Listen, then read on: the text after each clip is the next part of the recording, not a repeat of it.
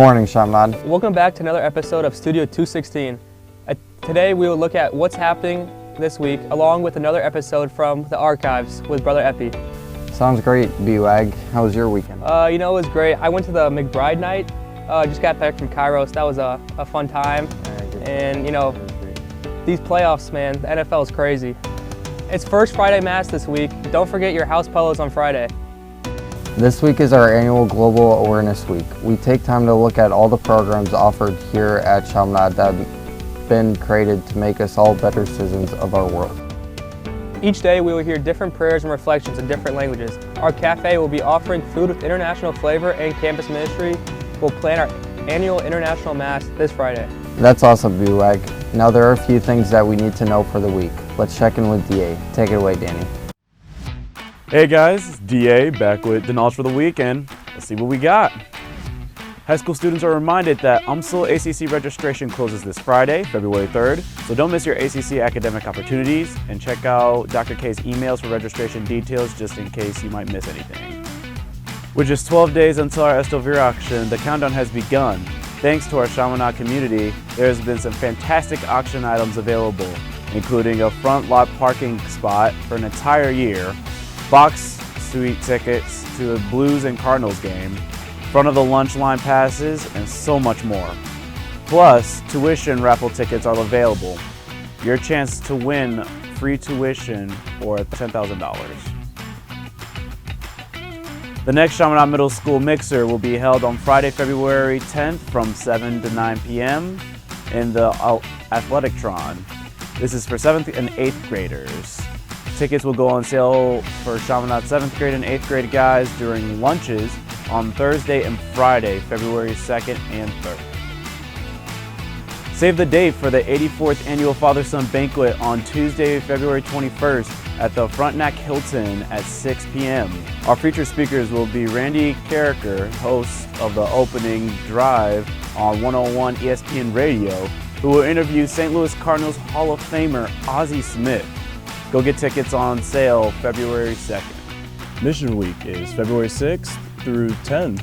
Is our annual fundraiser to support the Marianist Mission in Africa and India. Please consider participating via dress down or purchasing a t-shirt or food items for the week. Dress down days are $20 for the week, or you could just do $5 per day. And here are the themes.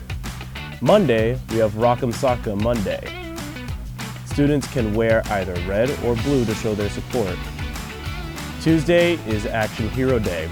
Students may wear retro hero attire, so like think Rambo, Terminator, Indiana Jones, Back to the Future, stuff like that. Students may wear superhero t-shirts or military jackets too. Those are also acceptable. Wednesday is Rocky Day. Students may wear matching color sweatshirts and sweatpants or white and red and blue attire. Thursday is Lumberjack Day. Students may wear flannel shirts and jeans to celebrate our pancake breakfast. And Friday is Jersey Day to cheer on faculty and seniors at the annual basketball game. Students may wear any athletic jersey, and I will be in that one, so I'll put on a show for you guys, of course. And all right, that's all the knowledge I got for the week. And you know what? Back to you guys at Studio 216. Thanks, Danny. The auction is almost here. I've gotten my parents to bid on the parking spot in the front lot. No kidding. That would be sweet to have that spot in the front of the school. I would love to park there every morning. All right, now it's time to see what kind of relics Brother Epi has found in his archives.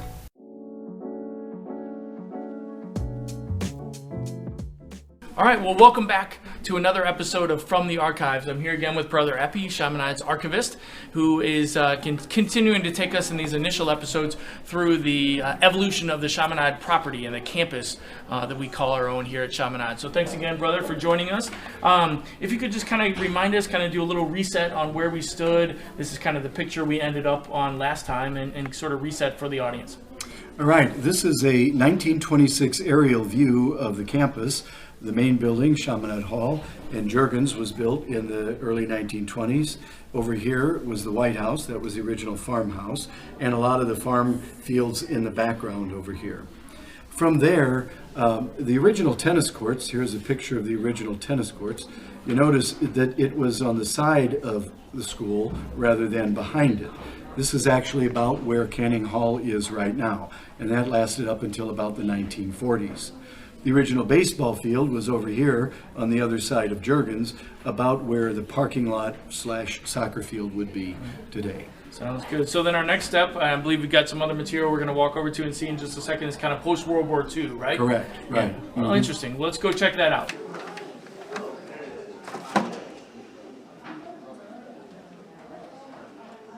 All right, so as our next phase began, we're basically post-World War II, right? So we know there's a big population boom in the country and such. What did that mean for Chaminade? And as we get into looking at some of these images.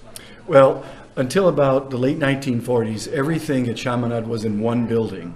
The brothers lived in the building in Chaminade Hall, the dorm students lived there, the cafeteria was there. The only thing that wasn't there was the gym, which was in Juergens.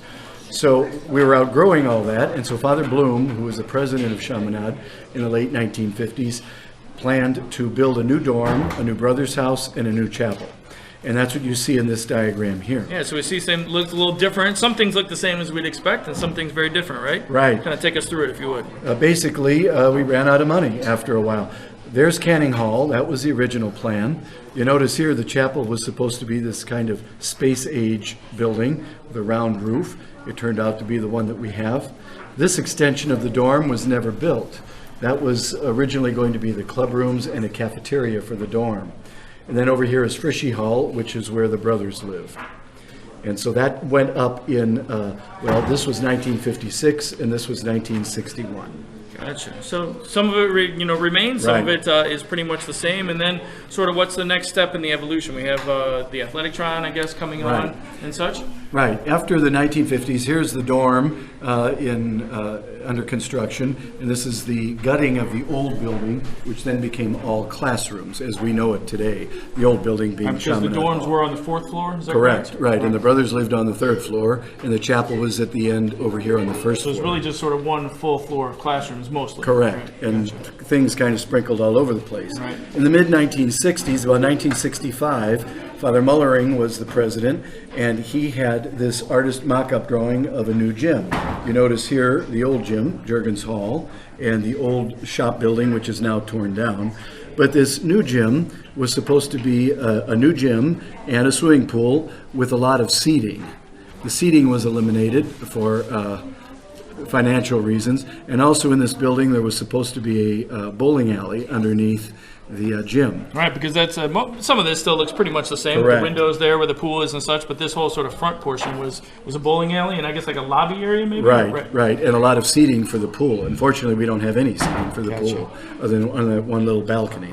That was the original plan in 1965. What resulted was what you see now in the Athletic-tron. We still see where now what we call the old tennis courts, where Correct. the tennis courts That's were where there, they- still right where they were at that point. So yeah, that takes us into the 1960s. Correct. What year was the Athletic-tron completed? Or? The Athletic-tron was completed in 1965. Gotcha. Right. Exactly. So then early 80s is kind of our next Right. jump forward in facilities. After is that, right? correct. After that, the 1980s came and the enrollment was continuing to grow, and so they decided to build what was eventually known or called McBride Hall or McBride Alumni Hall. A lot of the McBride alumni paid for things that went into that. And what you see here is a picture of the back of Chaminade Hall, which none of us knew here. This is what it looked like before McBride Hall was built. So that's what you see in the Right. atrium now, This- basically, right? This truck So would it's be sitting in the atrium, right? And there was a little plaza back there which had this shrine on it. You can see the shadow of the building here, and this was the shrine. There's Frischi Hall. All this is now a part of McBride Hall. And so what was planned, well, here we go. This is the clearing of that area. You can see again the old building in the background. In this picture here, you see an interesting feature. This little hole here is actually one of the tunnels. There were 3 tunnels at Chaminade. The reason for that was none of the buildings were connected. And so these tunnels connected the building so that the brothers and the kids didn't have to go outside in the winter or if it was raining. So they actually used them. The students used Oh, them, yes. and they were actually used all the time. It was at mostly that point. used for maintenance and for the brothers, moving back and forth. So there is the tunnel that went into the boiler room at Jurgens Hall, and here it is also. They had to rebuild it because they were building the foundation in the basement for McBride Hall, at least the first half of McBride Hall. And then in this picture here, you see more concrete being poured. Again, there's the back end of the school building. We now see that in the atrium. Here the first floor is being poured, the beginning of the first floor of McBride Hall. That would be basically the cafeteria, the kitchen. The first floor is being poured, and this was taken from the second floor of Chaminade Hall, looking toward Jurgens Hall. And so some people may not be familiar with the fact that McBride Hall really was two separate buildings, or was built in two Correct. phases, right? So Right. in the 1980s, basically, talk us through that a little bit, how, kind of where approximately that first half came, and then now the second half. Right, here is the final stage of the first part of McBride Hall. This was about halfway through, if we think of the cafeteria, this would be halfway through where the cafeteria is right now. And this was in the fall of 1980. And so it was that way. There were only 6 classrooms. There were 3 on each side of the building. And then in the middle was a large storage room, which eventually became the middle school office. And then later, in the early 2000s, that space was basically doubled to what we have now. And we added, So the library, the space we're in right now, library, was all added right. at that point, and more middle school classrooms. right, the cafeteria was enlarged, the library was added, the weight room was added down below, and the classrooms were added up top. Gotcha. So that was kind of the middle phase of Chaminade's growth. All right, so we're going to look at this in sort of 3 phases. These are kind of the middle years, as Brother Epi is calling them, of the evolution of the campus. And in our last installment, we'll cover basically the building of the skip and some other sort of more recent developments, and give you a behind-the-scenes behind-the-scenes idea of those under construction.